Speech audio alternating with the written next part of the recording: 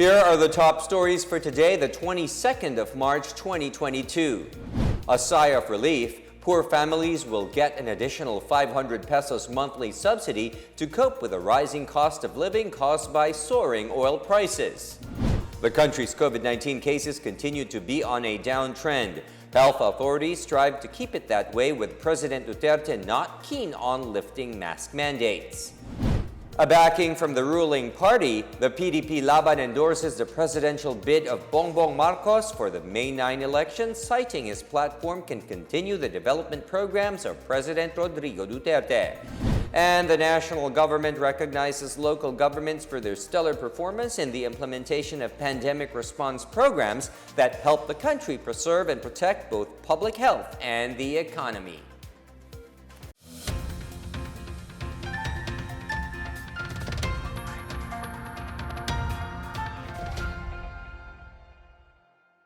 Good day, I am William Theo. Welcome to the PNA Newsroom.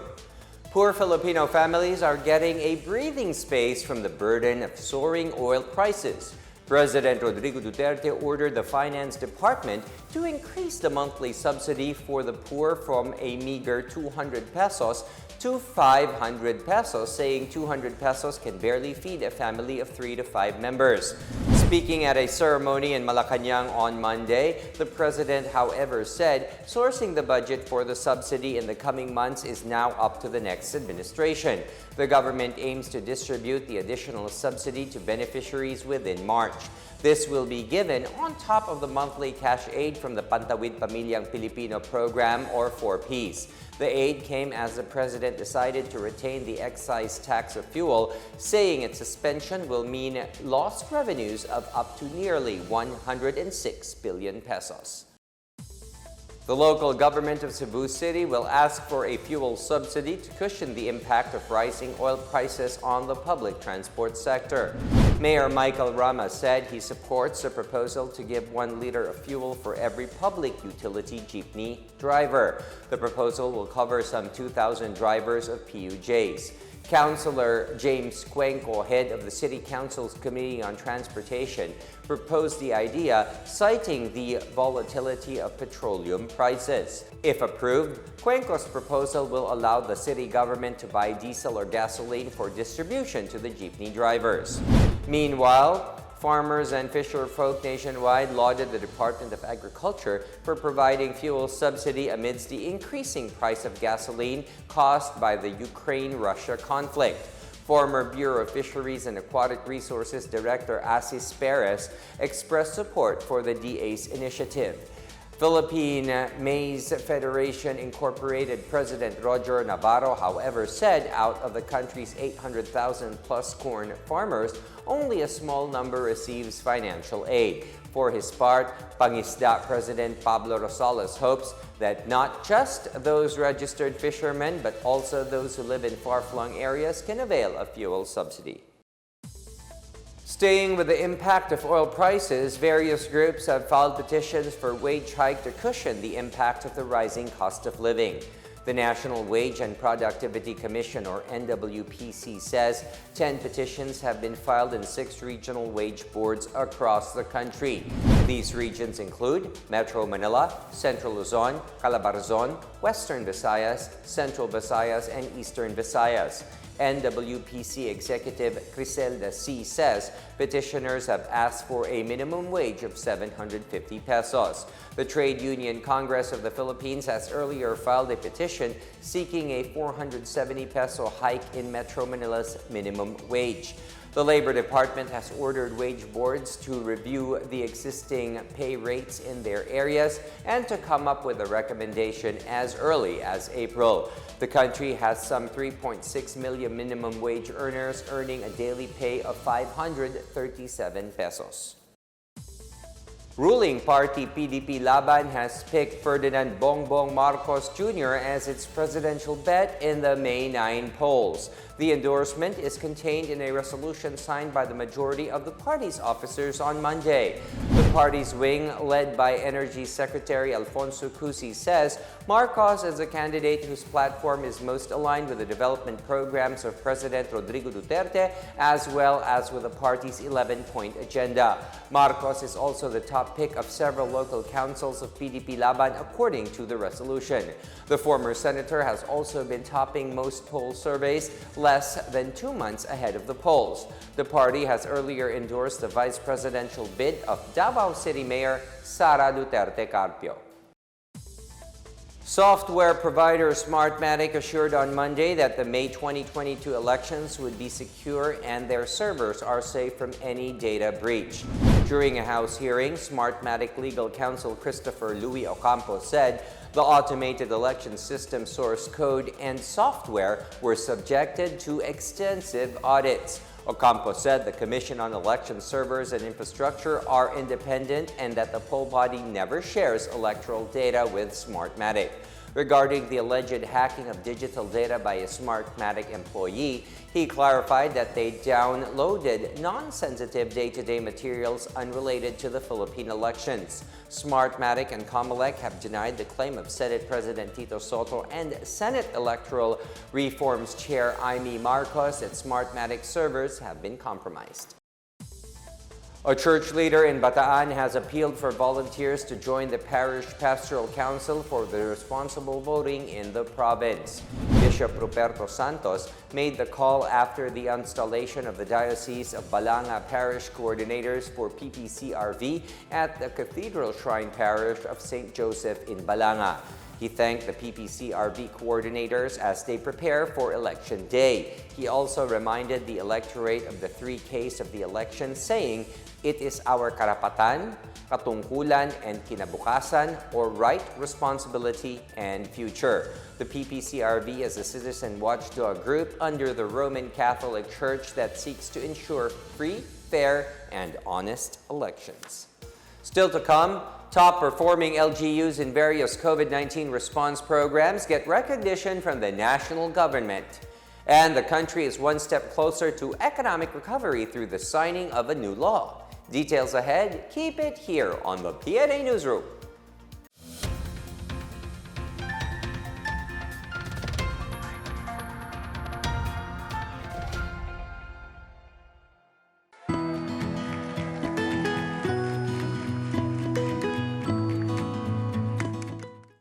The COVID-19 pandemic has greatly changed our lives for the worse. Lives and jobs were lost and economies reached a meltdown. Thanks to the arrival of safe and effective vaccines, we are one step closer to normalcy. It's time to do our part, get vaccinated for our safety and for our recovery. You are there in that community, go there and have yourself vaccinated by any of the vaccines available.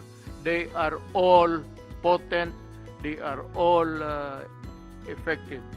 I would like to appeal to all our kababayans, please get vaccinated against COVID-19 and be the government partner in preventing further spread of the disease.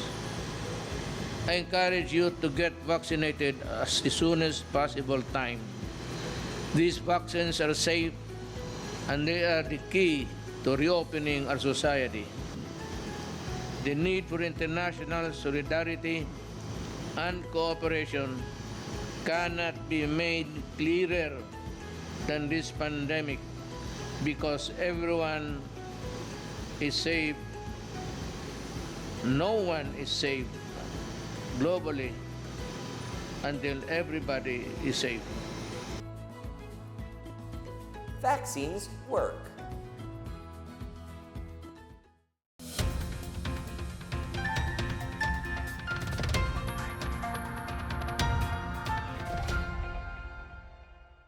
Striking a balance between public health and the economy amid the COVID-19 pandemic is considered a leap of achievement for the government. All the more as the Philippines remains to be at a low-risk classification.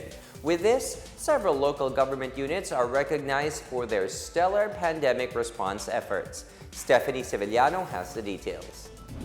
2 years after the imposition of restrictive measures nationwide, the National Task Force Against COVID-19 and the Department of Interior and Local Government have recognized the great contributions of several local government units in the country. This in their effort to advance the balance between public health and economy amid the global COVID-19 crisis. DILG Secretary Eduardo Año noted that among these efforts, the issuance of safety seal to establishments compliant with public health protocols has posed a remarkable impact. Its implementation in May 2021 was a game changer in an attempt to live with the virus in our midst. And since then, we have accomplished major leaps of victory. To date, more than 75,000 safety seals were issued to establishments nationwide. Top-performing cities for the Safety Seal Certification Program includes Quezon City, Manila, Dasmariñas, Cavite, San Carlos, Pangasinan, Bambang, Nueva Vizcaya, and Santiago, Ilocos Sur. Likewise, cities in subdivided clusters in Luzon, Visayas, and Mindanao were awarded for their top performance in VaxCert PH program.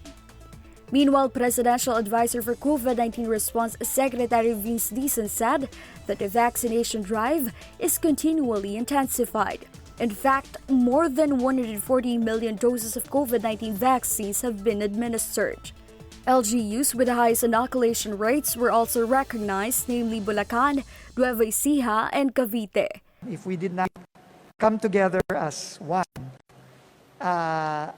we would not be here today. And our people would not be enjoying the mall. Our establishments would not be getting their sales back. Our people would not be working again. If not for everybody here and the countless others all over the country who reached in their own little way. Dizon said the administration targets to vaccinate 90 million Filipinos before this term ends in June. For PNA Newsroom, I am Stephanie Sevillano. Daily average COVID-19 cases in the country have dropped by 13% from March 14 to 20, according to the latest case bulletin of the Department of Health. The DOH reported about 3,500 new cases of COVID-19 for the recent week. For the same period, severe and critical infections went down to 805 from last week's 1,006. Meanwhile, there are 655 verified deaths during the past week. Also, about 72% of the country's target population has been vaccinated against COVID-19. Health authorities earlier attributed the country's low COVID cases to the wearing of face masks and other health protocols in place. Speaking in a pre-recorded address on Tuesday, President Rodrigo Duterte says the mask mandate in the country will remain for now. The chief executive says he is not keen on lifting the measure, citing the threat of a new variant which has been detected in Israel, which he said may eventually reach the Philippines. More local government units are taking advantage of the lowered COVID-19 alerts to open face-to-face classes, with some offering incentives to returning students. More on this from Marita Mawari. The Department of Education's City Schools Division in Dumaguete City is preparing to implement limited face-to-face classes next month. City Schools Division Superintendent Dr. Gregorio Cyrus Elejorde will submit a list of the public and private schools that will start to hold in-school classes. The city government has expressed its support to the proposed resumption of face-to-face classes, provided basic health and safety protocols will be observed. Negros Oriental remains under Alert Level 2 community quarantine status until March 31, along with Cebu and Bohol. In Zamboanga City, limited face-to-face classes have been held in 216 schools from kindergarten to grade 3 and from grade 11 to 12. Parents have been reminded to comply with the health protocols as face-to-face classes kicked off Monday. Among this is that parents are off limits within the campus premises and that school children are required to bring their own snacks, face masks, water, alcohol, and other school needs. DepEd started its pilot face-to-face classes on December 6 last year, covering 2 elementary schools and a secondary school. The city is under Alert Level 1 until March 31. Meanwhile, the Makati City government started the distribution of apparel to public school students on Monday in preparation for physical classes. Makati Mayor Abby Binay led the ceremonial distribution of bags, jackets, raincoats, and Air Binay 4.0 sneakers to pupils of Pio del Pilar High School and Makati High School. Binay said providing school apparel and sneakers is aimed at boosting the morale of students. For the PNA Newsroom, I am Marita Muaje. A new law allows 100% foreign ownership of public services in the country. This as President Rodrigo Duterte signed into law the Public Service Act in a ceremony in Malacanang on Monday. Known as the Public Service Act, the new law allows full foreign ownership of industries such as telecommunications, railways, expressways, airport and shipping industries, which are now considered public services. The President says the new law will help pave the way for the country's economic recovery amid the pandemic, as it will attract more investments due to easing of foreign equity restrictions. It is also seen to boost employment for Filipinos, improve basic services, and allow exchange of skills and technology brought by foreign investors. The American Chamber of Commerce in Manila welcomed the new law and called it a game changer in the country's investment climate. It says the law will enable the Philippines to compete with its regional neighbors in terms of generating investments. Several big business groups and companies support the government's push for employees to return to their workplaces. The multi-sectoral group said the move will prime the economy, which has yet to return to pre-pandemic levels. It said it is looking forward to heightened business activity, which will benefit the country and spur its return to economic wellness. The private sector said the high vaccination rate in Metro Manila and low COVID-19 cases nationwide should provide confidence in returning to workplaces. Minimum public health protocols are also in place to provide from the virus. The business groups and big firms said displaced industries during the pandemic can be restored once employees return to the business centers, as it fuels confidence among enterprises.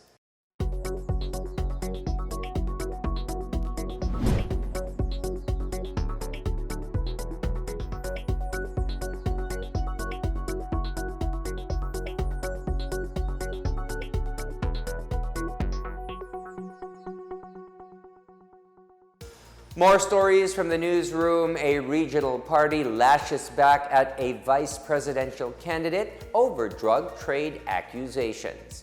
And a gastronomic adventure down south, Lanao del Norte features sumptuous crab recipes in a cookfest. Back after a quick break, stay with the PNA Newsroom.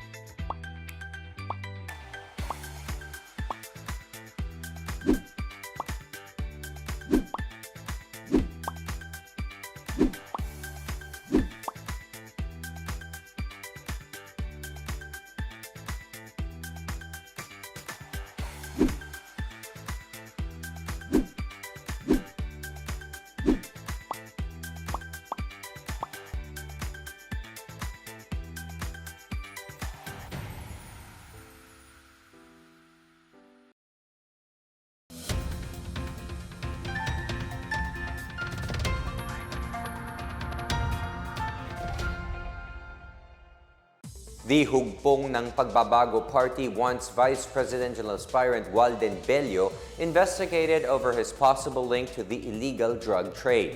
This came after Bello claimed that Davao City is the drug center of southern Philippines during the Pilipinas Debate 2022 on Sunday. In a statement, the HNP said the party takes Bello's accusation seriously as a party whose members are involved in the fight against the spread of illegal drugs. It said Bello is a threat to the government's anti-illegal drug campaign as he deliberately hid information on illegal drug activity from law enforcement agencies.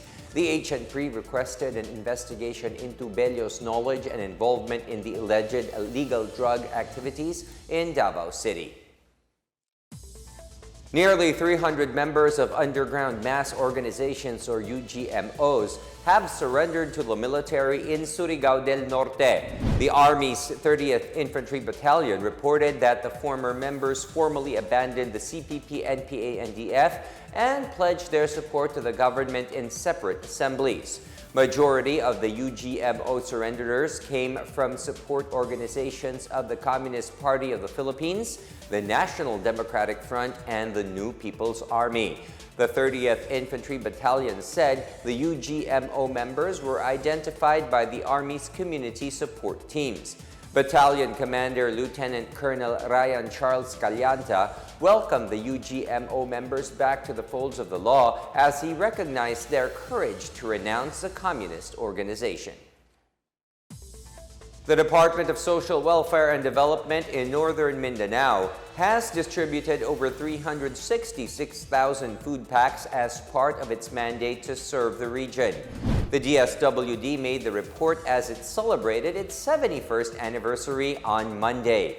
Regional Director Mariflor Doliaga said the food packs were sent to areas affected by COVID-19 restrictions and calamities such as Typhoon Odette in December last year. Another key accomplishment of the office is the grant of technical assistance and resource augment to 98 local government units and the grant of aid to 200 women survivors of crimes and other incidents from DSWD centers. Amid their accomplishments, Doliaga urged their workers to do more in serving the marginalized sectors of society. The best aspiring cooks of the town of Lala and Lanao del Norte showcased their skills in cooking crab in celebration of the town's 73rd founding anniversary. 27 barangays sent their representatives who are known for their crab specialty recipes as one of the highlights of the Agri-Aqua Day event on Monday. However, this is the third time in the history of the Alimango Festival that there will be no Alimango Mountain where residents and visitors can enjoy eating crab. Lala is known for its mud crab production in northern Mindanao along with its neighbor town in Kapatagan. Stephen Balatero, fishery designate of the Municipal Agriculture Office, said Lala currently maintains 100 hectares for crab fattening farms stretching to 9 coastal barangays. The town produces 8 tons of crab per year for local markets and for export. As the town of Lala, Lanao del Norte continues its 73rd anniversary celebration, over 1,000 unwed couples made their vows and legalized their union with the local government and a women's group as their sponsors. Arafia Kiram has the story. A total of 1,261 couples in Lala, Lanao del Norte have legally sealed and solemnized their union for free through the Kasalan ng Bayan 2022 sponsored by the local government and Everca Foundation Incorporated. Lala Mayor Angel Tatayap said that they initiated the mass wedding since it was found out through a survey that most of the couples in their municipality are not yet wedded. Importante kasi sa atin yan eh. Meron kasi kaming survey, ang dami palang hindi pala nakasal sa amin. Tapos gusto namin na makashare kami para bigyan din naman sila ng blessings sa church, sa sa mata ng Diyos. May blessing sila. Saka sa patas natin, maging legal sila. Saka yung mga anak nila, maging legitimate na. Meanwhile, one of the brides, Jezebel Tumanda Colongan, feels happy that after 11 years of staying together with her other half, they are finally married. Daghang salamat sa LGU, Lala, sa palibre nga kasal. Sa wakas, nakasal na jud mi. Sa 11 years na mga panag-uban. The mass wedding was conducted in celebration of the 73rd founding anniversary of Lala Municipality. Moreover, for the 21st Alimango Festival, various activities were also held such as crab cooking contests to feature different crab dishes. For the PNA Newsroom, Arafia Kiram of PIA Iligan City and Lanao del Norte.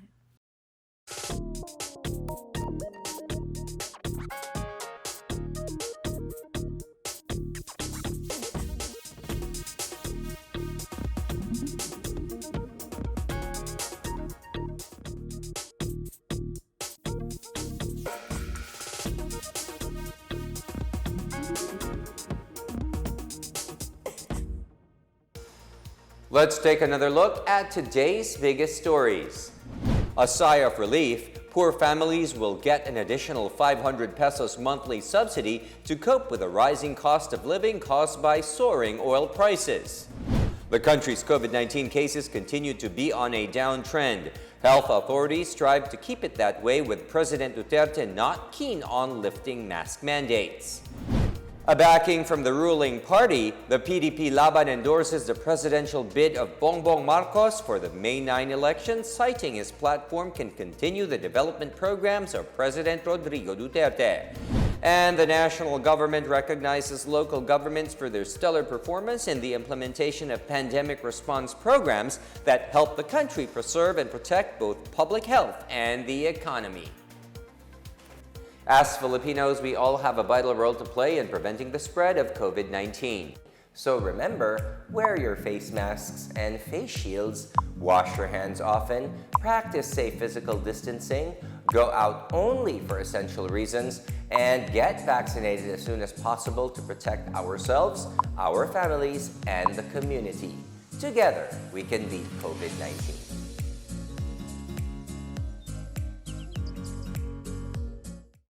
Thank you for watching another episode of the PNA Newsroom. For more news content, check our webpage or log on to the Philippine News Agency's Facebook and Twitter accounts.